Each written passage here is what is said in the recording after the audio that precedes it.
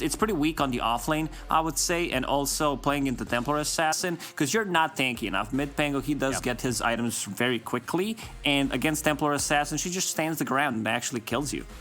Yeah, I honestly have to agree. I was like a bit mixed because I did like the way that Enigma Galaxy had set themselves up in the early draft, but then I see like this Sand King come out, and I see this last pick TA, and for me at least, I don't know how you feel, but Boom's draft just feels really fast to play, and I feel like Enigma Galaxy, they have to play a bit slower, more reliant around these cooldowns, playing around Pango Rolling Thunder, playing around Puck's cooldowns, and Boom, I feel like they don't really have to play around anything. They can be fast, they can push lanes out easy. It looks a lot easier to play. They need to have mana pretty much on all their heroes just to be able to keep the constant pressure. They don't rely on any cooldowns, as you said. Like, yeah, you would want to have Epicenter, but that's not your main source of damage. Like, Sand King is all about Sandstorm, as Panel talked about, and also about that Burrow Strike. Yeah. And we're looking at these lanes. Who do you think's gonna... So you're pretty much saying, like, the Pango is gonna suffer. I would probably imagine the same thing. It's a tough lane for him to do much. It is. I mean, in this lane, it's still Keeper of the Light plus Pango, but I feel like, you know, they can put some pressure. This is not a killer lane for Boom by any means, so that means they want to get the farm on Templar Assassin and just have pretty much 0 deaths on her. Pango starting with a bit of interesting item build. Maybe he wants to go for an urn, or he just wants to have an extra ring of protection because he knows most of the damage is going to be coming out from Templar Assassin and some right clicks. So I think this is pretty okay. I think for Enigma Galaxy.SEA that they need to have this Puck do a lot. Oh, arrow on the bottom into Burrow Strike. Also, like Sand King Mirana, it's I don't know how you feel about it, but I feel, you know, this is very weak lane, level 1, because they play into Tiny, and he just takes the tree, and also Shaman. Shaman 5, what do you think about it compared to, like, Shaman 4? It's definitely weaker, and it puts you in a position in like mid game where you're not gonna get your items. But in lane, you're still pretty strong. You have like one of the strongest nukes in the game. You have the strongest right click as a like ranged hero early on, so it's decent. You just have to be very wary of your positioning. So I don't know. I feel like that bottom lane's not that bad because Tiny's just so tanky, and I feel like if you're like the Sand King Mirana lane might be a bit weak, but like I feel like Sand King's still gonna get what he gets, and then they're so strong in mid-game that it makes up for maybe that slight weakness in the laning phase, because they're just like, it's so easy to make ganks with Sand King Mirana.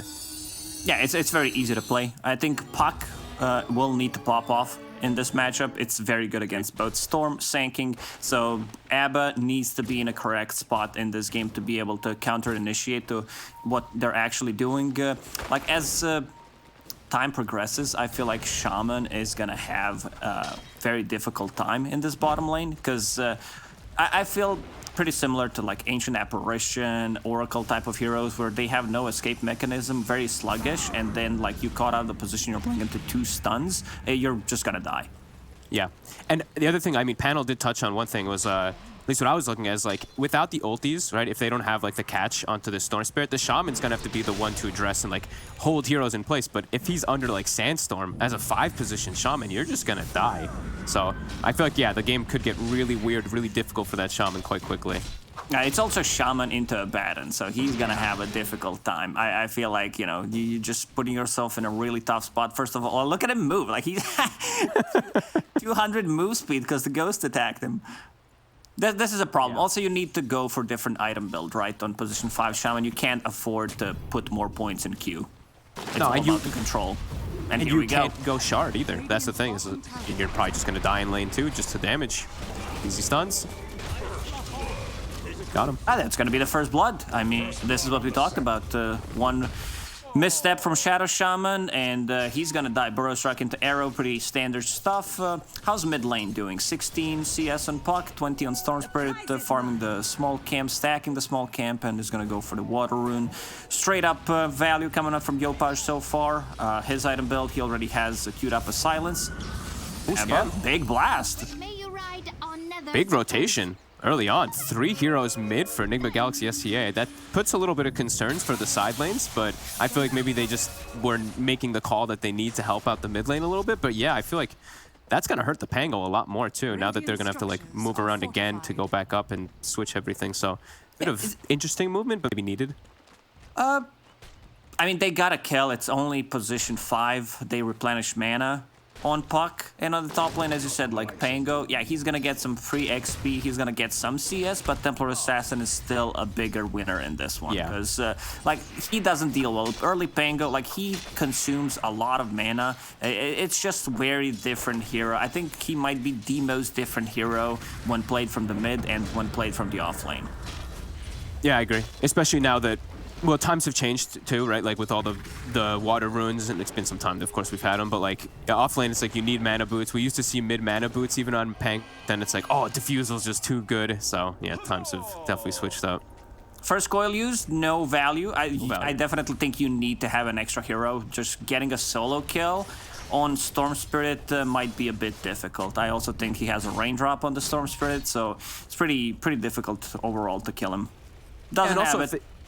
if they are suffering in side lanes, and we did see them make that first move, I actually think I would have liked to see them make a secondary move here, because it's the catapult wave, right? So that's where, especially as like a Puck, if you do have a bit of an advantage, like we saw on that Storm, you know, you go for this kill, even if you don't get him, you get him low, and then you can actually pressure tower with Siege. So surprised they didn't go for a second move to try to pressure with Coil. So a bit of a wasted cooldown. Maybe just a one rotation coming out from Keeper of the Light, replenish the cooldown would be enough. Yopaj, he's going in on Shaman. Arrow? Yeah, that's more than enough. Alacrity will pick up the Invis rune. There is no coil, but let's see how tanky he is. Yopaj still thinking about going in and out, because Skem is behind him, has that aphotic shield and coil ready to go if needed. Yopaj would probably want someone to die just to be able to refill the bottle. Yeah. He's having an excellent start already here. All three lanes, as we kind of expected. You know, that TA especially, just completely free game.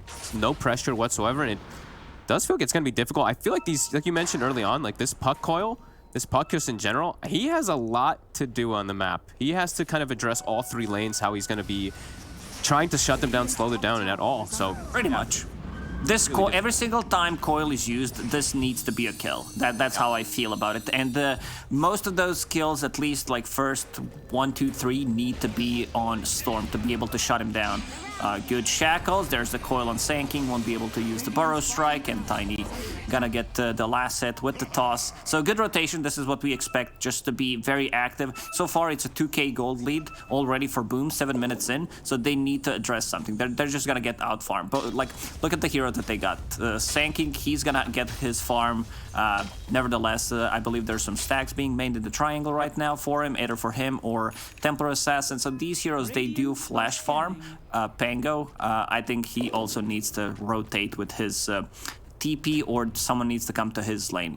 Templar Assassin is going to be very difficult to kill. They need to bring extra numbers, and also playing into ABBA. I don't know how you feel about playing into ABBA, but there's always like this kind of pressure in my head where I'm like, oh, well, if ABBA is there, like, how do we kill him? Yeah.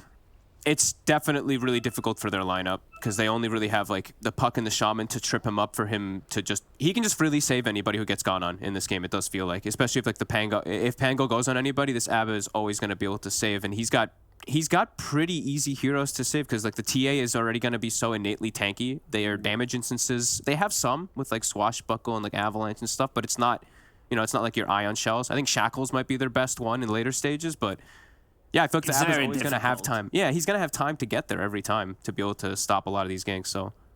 Yopaj was disconnected for a second, and he's disconnecting again. I just hope, you know, there's no real issues that happened during the DPC, but, you know, the electricity issues. But, well, yeah, Yopaj, I think everyone's looking forward to see him play against the international teams. We've seen them do really, really well during the, what was it called, Gamers Galaxy tournament. And now in the upcoming major as well, and also Gamers Without Borders, the LAN event, if they manage to qualify, it's gonna be insane. All eyes on him, you know. If he like fails or anything, like people are gonna go ham, but I don't see that happening. Like he's just been so stable for so long.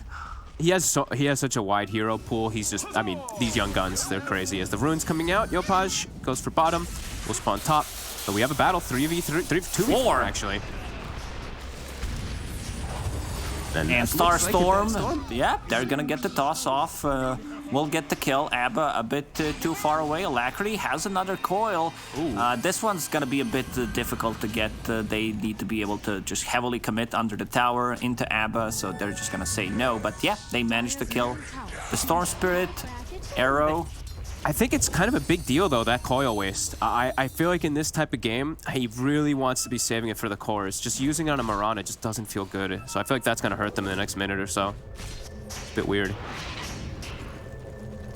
It is. Either like any kind of core that they can get a kill on with the coil will feel good. Arrow, I'm not sure if that's going to be able to connect. It's a bit too far away. Vortex, at this point, probably level 1, so pretty difficult to execute. Tims has been known for his Mirana play, but this one, not on him. No. And also, some quick thing to point out is while we did have that pause, we did see the observer pointing out, looking at just like the next few moments, looking at the map, we do see Boom has already prepared their wards around the triangle area, so they're keeping tabs of any stacks or anything. And when you look at the other side, they're not keeping tabs at all on the side of Enigma Galaxy to watch Boom. So I feel like that just shows to me that Boom is like one step up of preparation, getting themselves ready for the next few moments rather than just thinking about the now. And this ward that has just been shown is the entrance, so if they're not smoke, they will see any kind of reaction coming up from Enigma.SEA. Coil ready again. Boom, it's very have active, a very though. good read. This is what we wanted to see. Yes, exactly. I like that Alacrity's at least, he's trying to make the moves, maybe not successful every time, but at least he knows, like, hey, I have to start pressuring these side lanes. We can't just let Sand King farm free Blink, because we know TA is free farming jungle, so have to slow down at least a little bit of something. SBZ. Oh, he's gonna be the one initiating. There's gonna be the combo, even the epicenter. That's gonna be an easy double kill coming out from the Boom, and they're not done. They're out of stuns. There is a Vortex. Have it. That's pretty big. That's gonna be 3 kills, 2 cores, and the position 5, and also shutting down Tiny. How do you feel about Tiny? What we're gonna call a new item build, skipping the Echo Saber, just going for the Moon Shard. The build is pretty broken, honestly, because it's just all about your base damage, but I have seen it have its like slip-ups. It's because you can just actually become completely worthless, and then you don't even have like this like disassemble trick. The reason I liked the Echo Saber was because of just 100% the disassemble thing, where you just get BKB and then you're like this super online thing. Sure, Moonshard, you're doing more damage, but yeah, you're just 4,000 gold for attack speed, and then you don't have to disassemble. And I agree, and also the build-up is much easier. Like you buy Ogre Axe, so that's 10 extra damage. There's a lot of these little things that you need to add up when you're thinking about the item build, and also mana regen. Like not having mana regen on Tiny kind of sucks. Yeah, but I guess like the way that these carry players are thinking, it's like you're not really like even using mana because you don't even lose your tree. So you're just literally just right-clicking and you show up to fight and get one Avatos. So I can understand why people are doing this new build so much. I just think in some games, you can actually just become worthless. You're just a Moonshard treads and you end up having like 0 damage on heroes because you end up getting steamrolled, you have no BKB. Game is about BKBs in these last like 6+ months, 12 months. Pretty much. One thing I would love to see more is Pangolier being more active, because we have not seen a single roll come out of him. Alacrity has a call, but another good initiation. Arrow misses. Ooh, zip. There's the roll. Connecting on multiple heroes. Blast. Ooh, this is going to be a big kill. And Pango, he's not done. Everyone's pretty low. They would need to keep chasing. Oh, FPZ's in. Oh, big Epi onto 3, but not enough as, wow, Enigma Galaxy, see, they fight back. And that was them setting up for the tower. Boom tries to fight back, responding with like 3 heroes, but not even bringing the TA, and they get pretty crushed. Yep, Arrow didn't connect once again. I feel Templar Assassin still doesn't want to join these fights. She's on top of the net worth 7.5k, about to finish her Deso. And once Jackie gets the Deso, it's going to be very difficult for them to take these fights. Also, this unlocks the Roshan for them. Still 4k gold lead for Boom. But overall, good fight. Like, this is what we wanted to see. They do have, like, Blinding Light and also Pango's roll that can potentially break the coil. So cute little things, not the, the most broken combos that we've seen in Dota, but still works really well. Yeah, And we did mention, you know, that when Enigma Galaxy.SEA, they show up with all their big team fights, they do have that. Like, they do have those big cooldowns. It's just, you know, when they're on cooldown, that's when we see Boom. They're really quick to make the moves themselves to try to look and set up for something. And, ooh, actually, potentially going to steal stacks. That's pretty nice. Tiny going to get slowed down even more. Tiny's pinging it out. He's like, these are my stacks, team. He's going to get the big 3. Oh, but a Rolling Thunder to... Okay, to secure it. They see a Rolling Thunder, they don't care because it's not going to connect on anyone. There's still a tier 1 tower mid, full HP, and we see Jackie being extremely active after picking up his Deso. That's going to be their tower damage. And also what Boom wants to do is try to take a fight near the Roche pit. If Jackie survives, plus 1/2 heroes, they can easily transition that into Roche. And also... Yeah, go ahead. No, they just have to be really careful for this TA. Like, I know Waga prefaced it on the panel, just talking about how squishy their heroes are. Like, he already has level 13 Deso. Like, I'm seeing a Shadow Shaman, a Coddle. This is like one-shot territories for some of these heroes almost. He's gonna get the tower. It's very difficult. Also, once he picks up the Blink Dagger and the BKB, it's very difficult for them to actually like play into this Templar Assassin. They have no abilities that go through magic immunity, so what they're relying on is them being able to initiate. But you have like the best counter initiator in the game on the enemy side, Abba, and that's gonna be his job. Like right click, Templar Assassin, and just follow pretty much. Because he can't follow Storm Spirit. It's very difficult to follow Storm in the fights. You might put yourself in a bad spot, you get silenced, you can't use your abilities. So I think he needs to be taking care of Templar Assassin.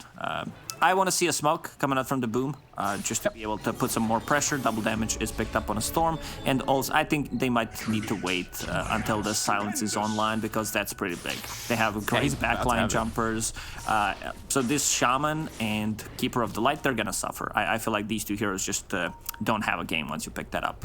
I'm shocked at the Shadow Shaman skill build, I gotta be honest with you. 4 points in Shackle. Like, I understand if you're able to... Yeah, it's... that's optimistic, I'll say at the least, because there's so much damage that's coming out. If he's able to get it, sure, but there's an Abaddon shield. So I feel like the Hex and Forget is usually just a lot more efficient in most situations, but we'll see if it works out for Boomby. I feel like it's going to hurt, but we'll see. Well, he might be an agent. His name starts with Boom, and he's playing against Team Boom, so, you know, I'm not so surprised. And, yeah, big zip, Boomby dies, Yopaj, he's still not done. The silence, there's too much damage coming out from him, and I think they run straight into Roche Pit, right? They do have enough damage, 30 seconds without Pango. That's their big team fight. Yeah, and I love the Orchid pick up this game. I think it's just perfect. You're playing versus both Pango and Puck as two of the cores. It's just so good this game, just to control both of them in the fights, and as you mentioned, even the backlines too. Yeah, it's starting to get pretty out of control. 6K lead, map control is there, and yeah, they keep getting all these like deep wards down too, so I feel like they're just continuing to prepare for the next moments a little bit better than Enigma Galaxy.SEA, who's falling further and further behind. And getting squishier, man. This TA, I'm really feeling like he's going to start one-shotting these heroes. And we're going to see the replay. Jump and Yopaj. Yeah, Yopaj just not overcommitting, saving the silence for Pango. And this is the problem with the hero that we discussed about. Like, what is your even item build gonna be? FBC dropping relatively low from that Keeper's Blast, so they didn't heavily commit. Boom didn't go immediately into Roche Pit. They were like thinking whether they have enough time. They thought, you know, maybe there's gonna be like Puck Coil, we need to be careful about it, and also Keeper of the Light's Blast. So they're gonna go for the takeoffs. Sanking jump Shaman. and another arrow. Shaman seems pretty dead. Toss out. Yopaj. They got him. This is something that we mentioned. Abba, he can't just be close to Storm Spirit. Like, this is a position 5 Abba. He can't just...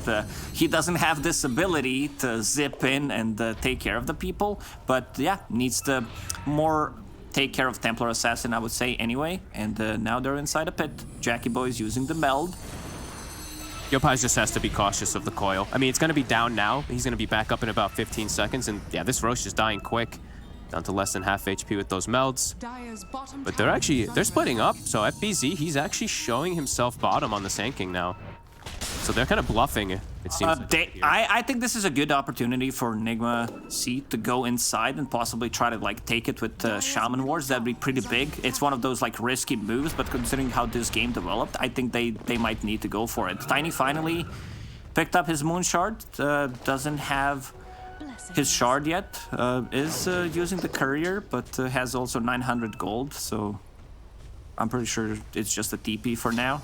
Feels like he needs so much gold to be able to join in the fights. Like, they can get these pickoffs and stuff like that. Like, when they have all their big team fight stuff, they might be able to get the Storm here every now and then. But I'm looking at the big picture of team fights, and it's like, he doesn't have Shard, he doesn't have BKB. So he's like 5,000, 6,000 gold from being able to actually join into a fight comfortably, which really concerns me. Like, I feel like, yeah, Yopaj dies there. I feel like he might die even like once or twice more, but I'm just looking at this TA. You know, Storm is doing his job. He's putting pressure, but the TA is...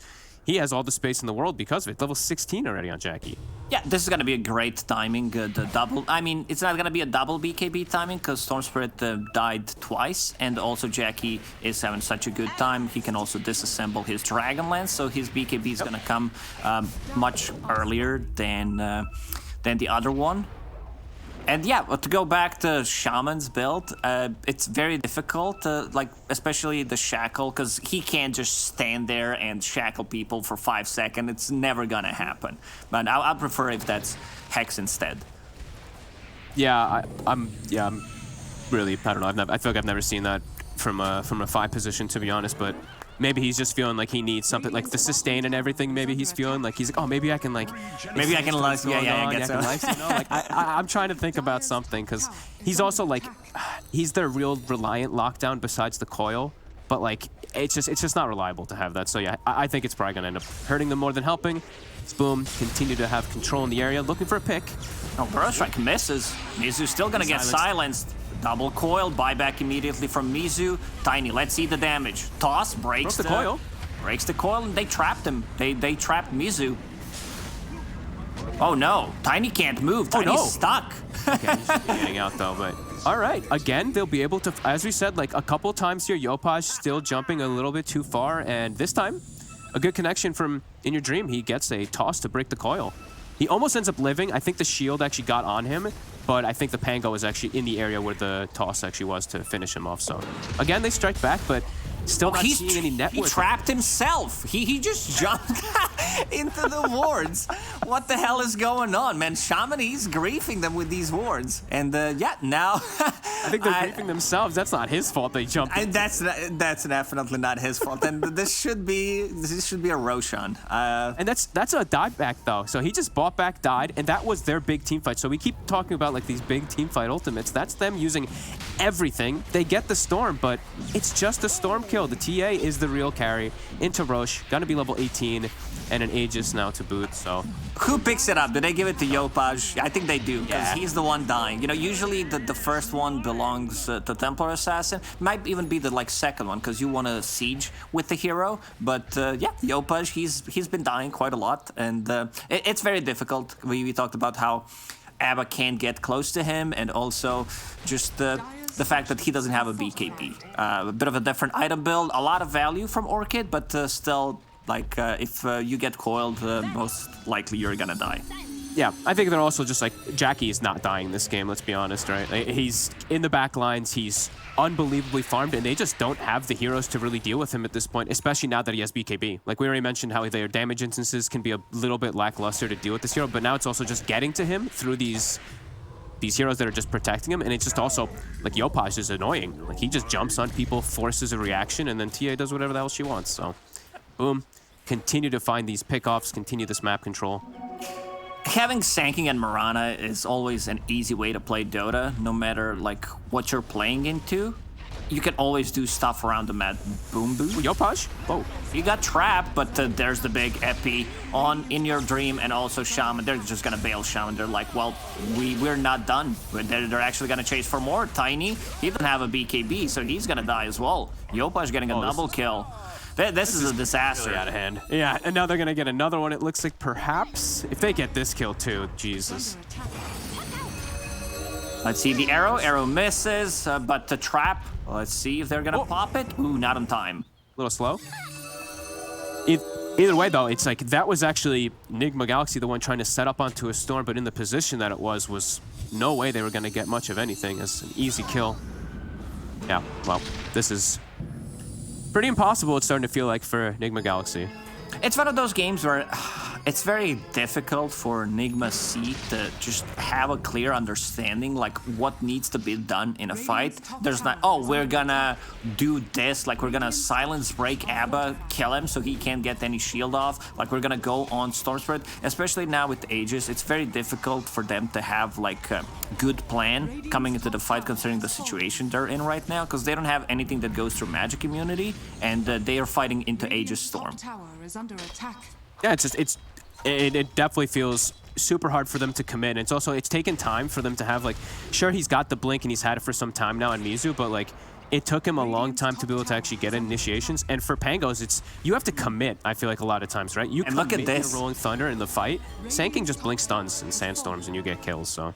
Look at Tim's item. Aeon Disc. Aeon Disc, first item. I mean, there is not even a full Spirit Vessel. He just went for an urn.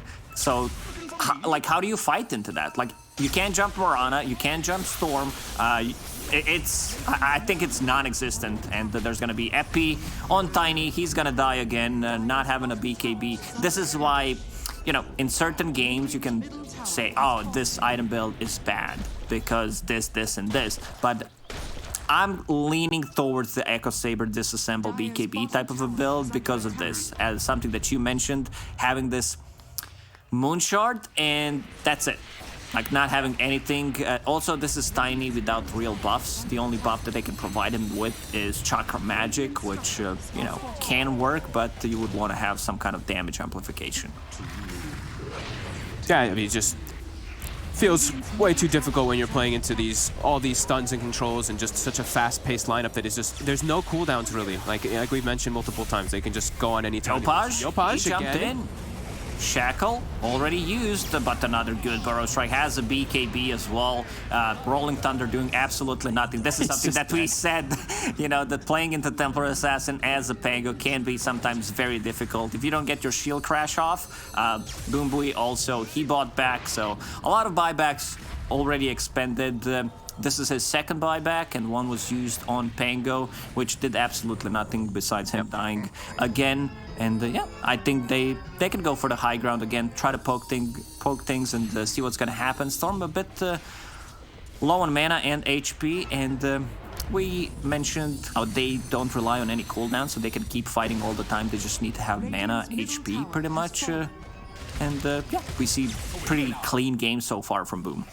Yeah, very little mistakes. I mean, Yopaj maybe a couple where he's just like over-committing with the zips, but even then, it's like it doesn't even feel like these were really these bad of mistakes, because at the end of the day, he allowed Jackie to get all this space. Like, yes, he's probably a bit underfarmed, not exactly where he wants to be, but either way, it's like the game plan is set.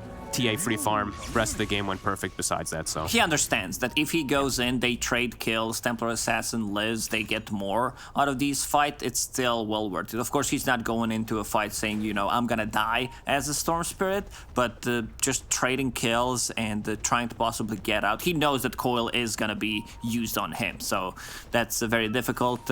And we see what it's called Desperation Smoke in Dota 2 terms, which is doing absolutely nothing. You're trying to make something happen, but enemy is inside your base, so you got to react to it. How do you feel about Puck in a lot of these pro games as well too? I feel like it's really strong in most of these like pub games, but yeah, in pro games, for something about the hero. Sure, this game he got like last pick T8, and he's had a bit of a rough game because he got jumped on and the Orchid pickup and all that. But yeah, a lot of these games, I don't know. I love the hero, but in a lot of these pro games, just feels a bit underwhelming. Definitely feels like a pop stomp hero more than a pro player hero, and having those couple of coils wasted early on does set him back quite a lot, I would say. Yeah, I have to agree. I think those were, yeah, just like the support ones, right? When you grab like the Mirana and stuff, it's like in this type of game when lanes are already troublesome, you know the TA is getting all this jungle farm. It's like your coils, it's your first 15 minutes are everything, so. I think it also comes down to two supports, because Shaman 5, he's not gonna rotate. Like, this is very sluggish hero, you're not gonna have boots early on. Other support. Mizu. Oh, that's a pretty big, that's nice play.